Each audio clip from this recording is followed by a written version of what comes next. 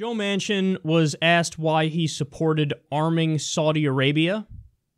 Wow, seems pretty indefensible. And his answer's colossally sad.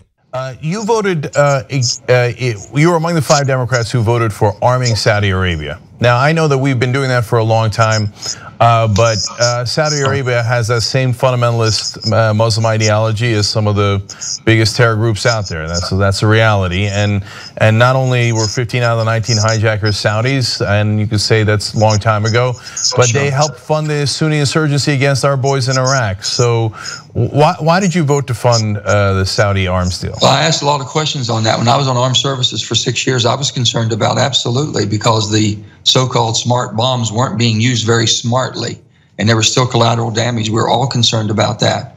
But I was told by every expert that we have that advises us that these weapons are going to be sold by the French or UK or people who might not put as much of an emphasis on the education, the training that needs to be done with these types of weapons to reduce the collateral damage. So I looked at it from the standpoint, do we have more input? Can we use more input as far as on education and training to make sure these weapons that we're providing are used in the best manner that we can to defeat the terrorists and defeat the people that we're trying to defeat, the enemy, without the innocent being harmed. And I was told at the end that would be the thing to do.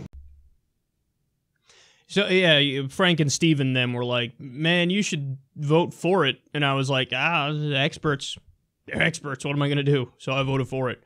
Okay, that is such a bad answer in so many ways. He said he was told by every expert that it's a good idea to do it. Which experts? Who? People who are currently in the military? Because we know there's a track record of people in the military. To them, hey, when all you have is a hammer, everything looks like a nail. Sell more weapons, do more war. That's their philosophy. If you don't believe me, look at modern American history. Go back to Vietnam. No matter what the facts were on the ground, they would tell Lyndon Johnson, we need more troops. Really? We've been there for a long time and it doesn't seem to get better. We need more troops. So, look, the answer is just more troops. It's not enough troops. We need more troops. More weapons, more troops. Their answer is always the same. So what experts are you talking about? Now, if you're not talking about those experts, are you talking about people who are paid by the defense industry? Who, wow, shocker, they're in favor of something that would boost their profits. Are those the experts you're talking about? And by the way, a lot of these people go on TV and they mask themselves as a former lieutenant in the military and blah, blah, blah. Yeah, and then they don't tell you they're on the payroll today of Raytheon or Boeing. He's either super naive and gullible or he's just so corrupt and he's lying to you. Those are the only options. And then, oh my God, look at that fucking answer. You know, I was told that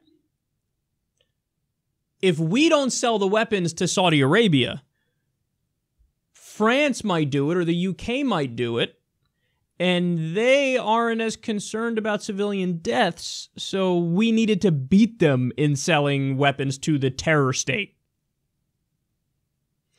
Okay, think about that argument. Just remove Saudi Arabia, put in ISIS.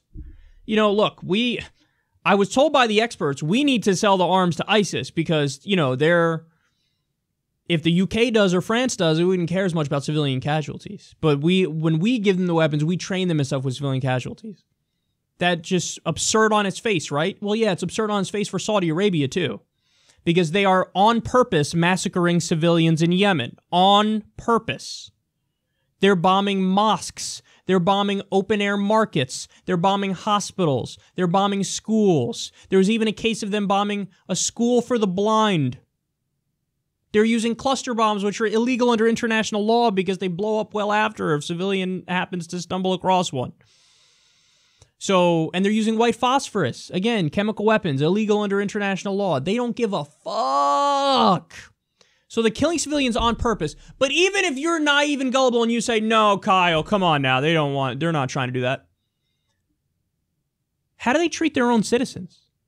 You're going to arm a country that declares all atheists are terrorists? You're going to arm a country that beheads people in the public square for things like drug smuggling and sorcery and witchcraft.